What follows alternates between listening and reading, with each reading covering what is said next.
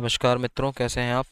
तो SSC JEE 2025 को target करते हुए अपन इरिगेशन इंजीनियरिंग पढ़ रहे थे, जिसमें आज अपन 7th चैप्टर स्टार्ट करेंगे, रिवर ट्रेनिंग वर्क्स। ओके।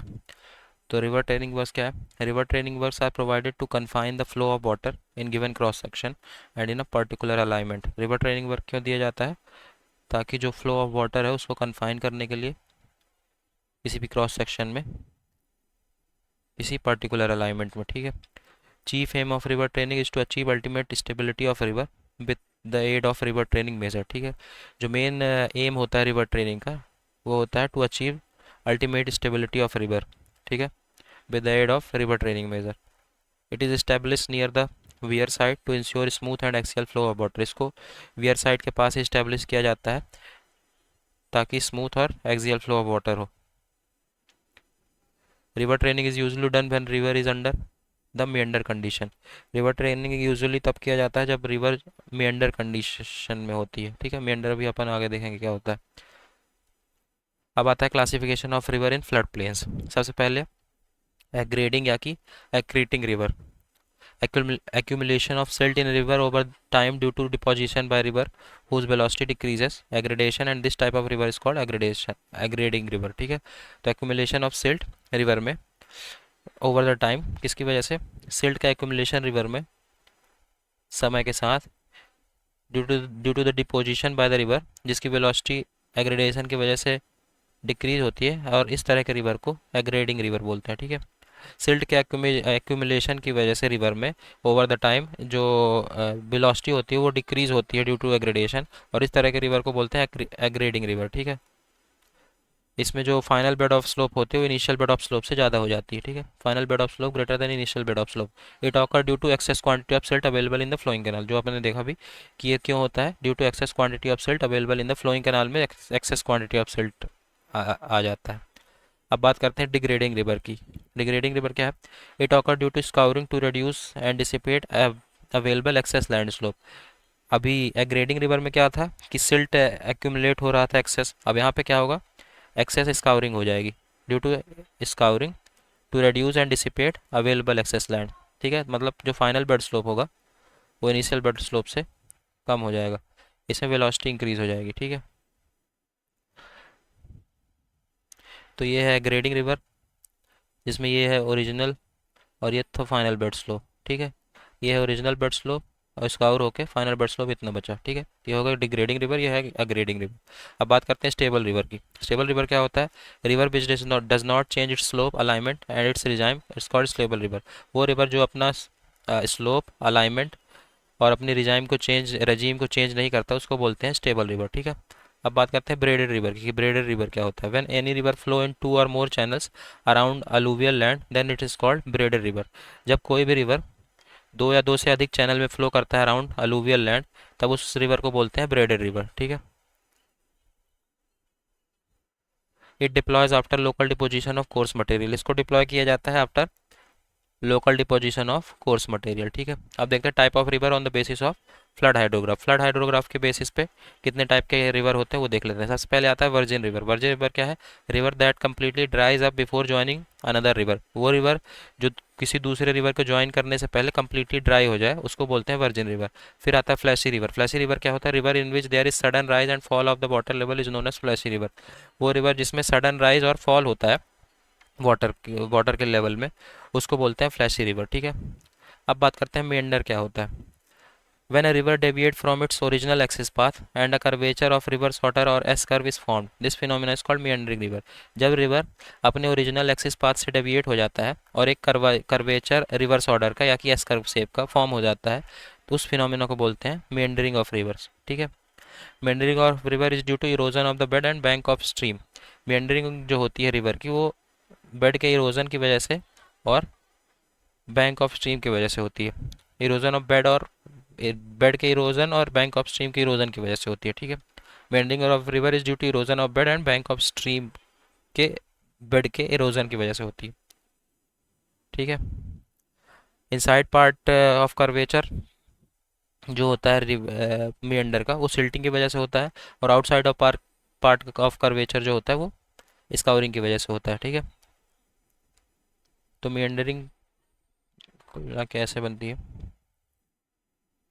ठीक है। तो यहाँ पे इनसाइड पार्ट जो है सिल्टिंग की वजह से एक्यूमुलेट हो गया है, ठीक है।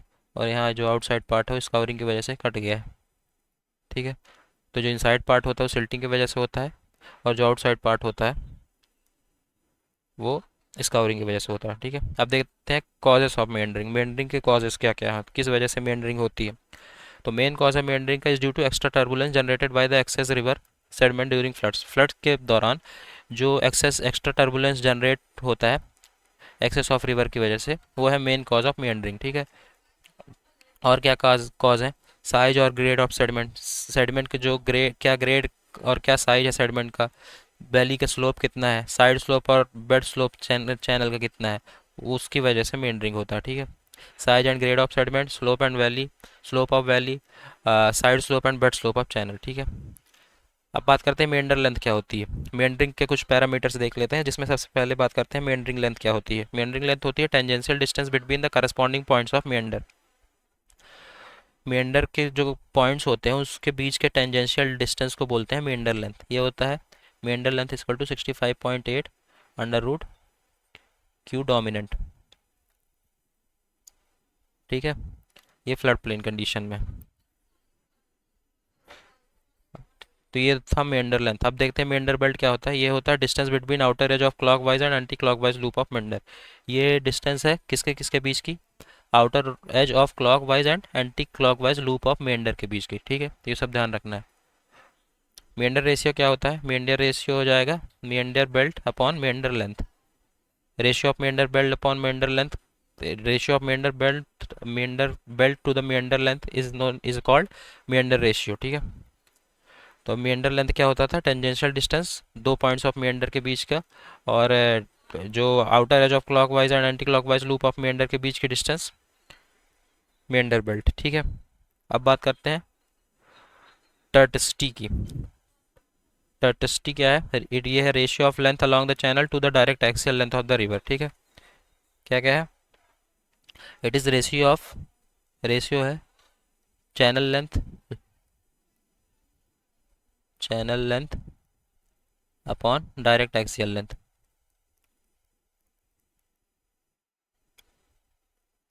ठीक है।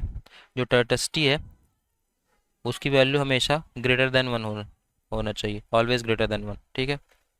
Cut off reduces river length while meander increases. Cut off की वजह से जो रिवर लेंथ होती है वो रेड्यूस हो जाती है, जबकि मेंडर की वजह से रिवर लेंथ इंक्रीज होती है, ठीक है। कट ऑफ रेशियो क्या है, the ratio of length of the bed to that of chord. Cut off ratio है ratio of length of the bed to the chord, ठीक है। मतलब कि bed length upon upon chord length, ठीक है। इसका रेशियो वेरी करता है 1.7 से 3.3 या कि उससे ज़्यादा, ठीक है। It's ratio varies from 1.7 to 3 और मोर, ठीक है। अब बात करते हैं साइनोसिटी क्या होता है। साइनोसिटी क्या होता है, it is use to define degree of meandering of river bed which is use to stabilize geomorphological geomorphologic river types, ठीक है। इसका यूज़ किया जाता है meandering की डिग्री ऑफ meandering की डिग्री रिप्रेजेंट करने के लिए, डिफाइन करने के लिए, जिसका यूज़ करते हैं अपन जियोमॉर्फोलॉजिक रिवर टाइप्स को इस्टेब्लिश करने के लिए, ठीक है। तो it is use to define the degree of meandering of river bed which is use to establish geomorphological river types. Sinuosity क्या होता है, एक्चुअल चैनल और thalweg length upon displacement between 2 points, valley length. Thalweg length upon valley length होता है sinuosity, मतलब actual channel length, जो actual channel length होती है अपॉन वैली लेंथ जो होती है, ठीक है। मतलब कि डिस्प्लेसमेंट बिटवीन 2 पॉइंट्स। थालवेग क्या होता है, जो एक्चुअल चैनल लेंथ है, ये represent natural direction of river. जो रिवर की नेचुरल डायरेक्शन है उसको रिप्रेजेंट करता है थालवेग, ठीक है। फिर आता है डोमिनेंट डिस्चार्ज। डोमिनेंट डिस्चार्ज क्या है, the discharge which determines meander belt and meander length is called dominant discharge. वो डिस्चार्ज जो मेंडर बेल्ट और मेंडर लेंथ डिटरमाइन करता है उसको बोलते हैं डोमिनेंट डिस्चार्ज। जो डोमिनेंट डिस्चार्ज होता है वो होता है 1/2 टू 1/3 ऑफ मैक्सिमम डिस्चार्ज, ठीक है। जनरली जो डोमिनेंट डिस्चार्ज होता है वो 9/16 टाइम्स ऑफ मैक्सिमम डिस्चार्ज होता है, ठीक है।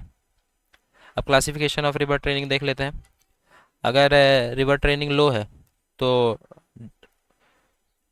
डेप्थ के लिए और ट्रेनिंग फॉर डेप्थ के लिए करेंगे एग्जाम्पल नेविगेशन। अगर मीडियम रिवर ट्रेनिंग है तो वेलोसिटी सस्पेंडेड लोड के लिए करेंगे example silt control.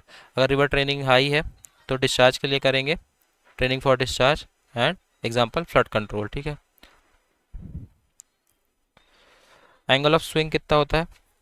Angle of swing ध्यान रखना, ये होता है theta is equal to 180 degree plus 2 time versine inverse कॉड बाय 2 इंटू रेडियस। ठीक है। अब बात करना है मेथड्स ऑफ रिवर ट्रेनिंग। क्या क्या मेथड है रिवर ट्रेनिंग के, उससे पहले थोड़ा सा रफ कर लेते हैं।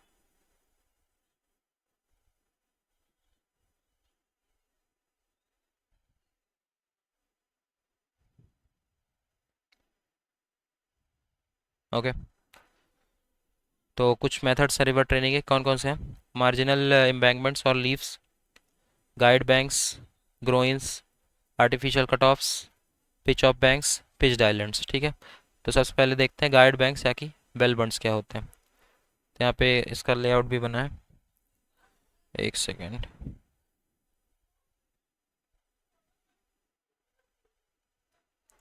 ये है मार्जिनल बंड, ये है गाइड बैंक, ये of taking canal, fish ladder, divide ball जो अपन ने पीछे पढ़ के आए हैं सब। ठीक है। गाइड बैंक्स अपन ने पीछे भी देखा था क्या है। ठीक है, फिर से देखते हैं। गाइड बैंक क्या है? एक hydraulic structure across alluvial river to prevent the outflanking of the structure by changing course of stream. ठीक है।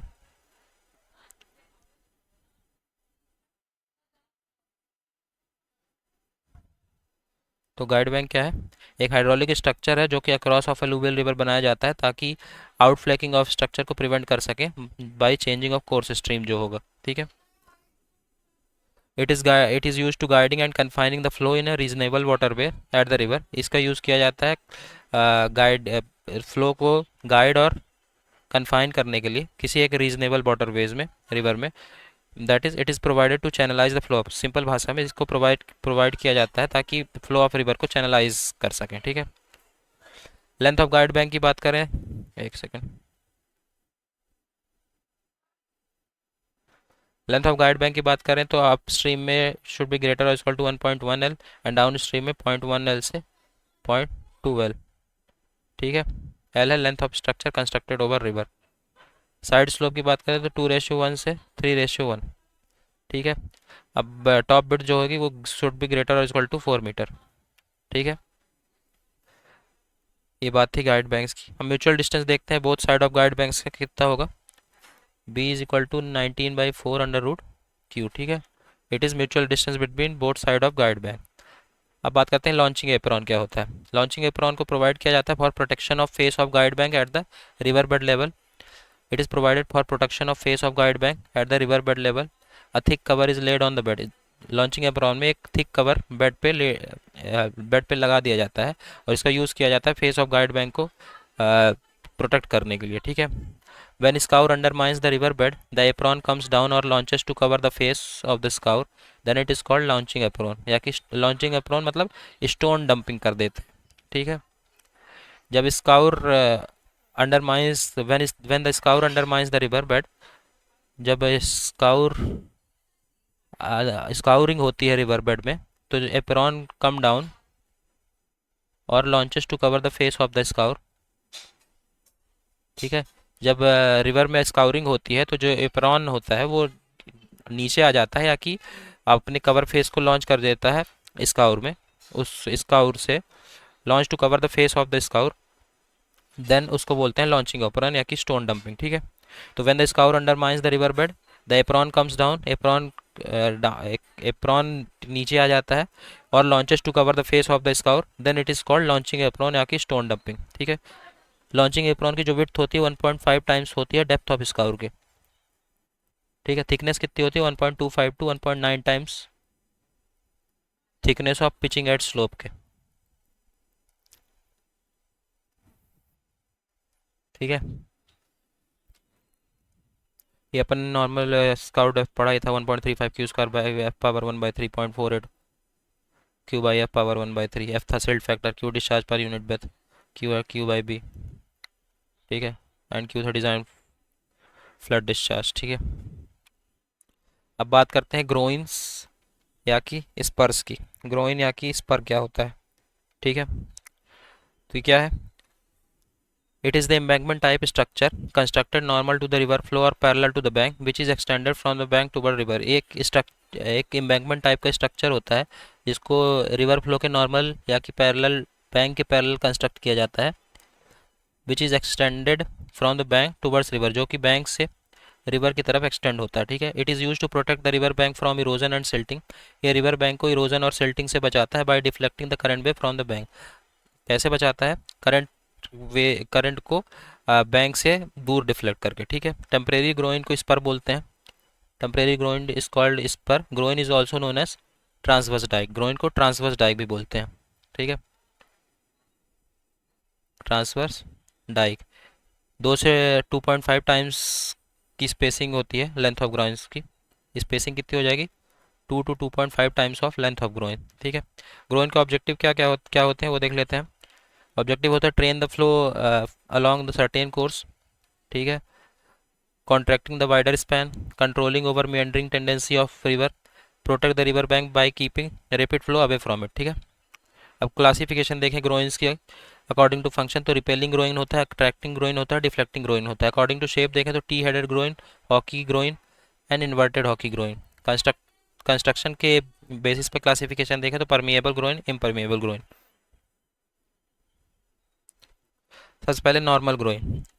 नॉर्मल ग्रोइन क्या होता है? Groyne along perpendicular to the bank line. वो ग्रोइन जो कि बैंक लाइन के परपेंडिकुलर होता है उसको बोलते हैं नॉर्मल ग्रोइन, ठीक है। यह है normal groyne which is perpendicular to the bank line. फिर आता है रिपेलिंग ग्रोइन। एक सेकेंड।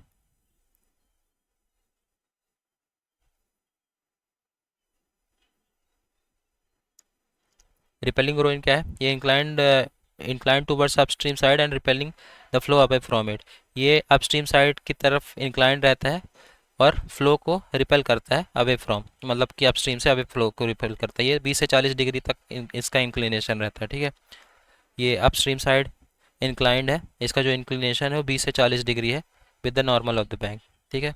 अपस्ट्रीम साइड ये हो गया रिपेलिंग ग्रोइन। फिर आता है अट्रैक्टिंग ग्रोइन। ये इंक्लाइंड होता है down stream side and attracting the flow towards it, और अपनी तरफ फ्लो को अट्रैक्ट करता है। इसका इंक्लिनेशन 60 to 80 डिग्री होता है, ठीक है, 60 to 80 डिग्री। फिर आता है डिफ्लेक्टिंग ग्रोइन। डिफ्लेक्टिंग ग्रोइन क्या है? It changes the direction of flow without repelling it is constructed perpendicular to the bank. ये डायरेक्शन, फ्लो के डायरेक्शन को बिना रिपेल किए चेंज कर देता है और इसको बैंक के परपेंडिकुलर कंस्ट्रक्ट करते हैं, ठीक है। फिर आता है हॉकी ग्रोइन। क्या है? Groyne with a curved head is known as hockey groyne. वो ग्रोइन जिसका हेड होता है वो थोड़ा कर्व्ड होता है उसको हॉकी ग्रोइन बोलते हैं, ठीक है। It increases the attracting tendency of groin but does not protect the bank. ये ग्रोइन की अट्रैक्टिंग टेंडेंसी तो बढ़ा देता है लेकिन बैंक को प्रोटेक्ट नहीं करता, ठीक है। अब कुछ इंपॉर्टेंट टर्मिनोलॉजीज देख लेते हैं क्या क्या होता है। अट्रैक्टिंग स्पर क्या होता है? Spur mean of attracting the river flow toward the bank on which they are located and having their axes pointing toward the downstream. Attracting spur मतलब कि अट्रैक्टिंग स्पर वो होता है जो रिवर फ्लो को, attracting the river flow towards the bank, river flow को bank की तरफ अट्रैक्ट करे जिसमें on which they are located, जिसमें वो लोकेटेड है, and having their axis point towards the down, और अपनी एक्सिस का पॉइंट डाउन स्ट्रीम की तरफ रखे, ठीक है। वो होगा अट्रैक्टिंग। अट्रैक्टिंग स्पर्स क्या है? अट्रैक्ट रिवर, जो रिवर फ्लो है उसको बैंक की तरफ अट्रैक्ट करे जिसमें वो लोकेटेड है, एंड अपनी एक्सेस जो है उसको डाउन स्ट्रीम की तरफ पॉइंट करे, ठीक है। Repelling spurs that are provided on a bank to divert the flow away from the bank to which they are attach, ठीक है। इस पर रिपेलिंग स्पर प्रोवाइड किया जाता है ताकि बैंक में प्रोवाइड किया जाता है ताकि फ्लो को बैंक से दूर डाइवर्ट करे जिसमें वो अटैच्ड है, ठीक है। फिर बैंक प्रोटेक्शन क्या आता है? To save the bank from erosion due to current of water flowing along the bank. जैसे कि बैंक प्रोटेक्शन लिखा है, इसका मतलब कि बैंक को इरोजन, जो करंट ऑफ वाटर है उससे, उसकी वजह से जो इरोजन होगा उससे सेव करना बैंक को, उसको बोलते हैं बैंक प्रोटेक्शन। डिफ्लेक्टिंग स्पर क्या है? Spur usually of short length which change only the direction of flow without repelling are known as deflecting spur. Spur जो कि यूजुअली शॉर्ट लेंथ का होता है, जो कि डायरेक्शन ऑफ फ्लो को चेंज करता है बिना रिपेल किए हुए, इसको बोलते हैं डिफ्लेक्टिंग स्पर, जो कि अपन ने पीछे भी देखा वो था डिफ्लेक्टिंग ग्रोइन, ये है डिफ्लेक्टिंग स्पर, ठीक है।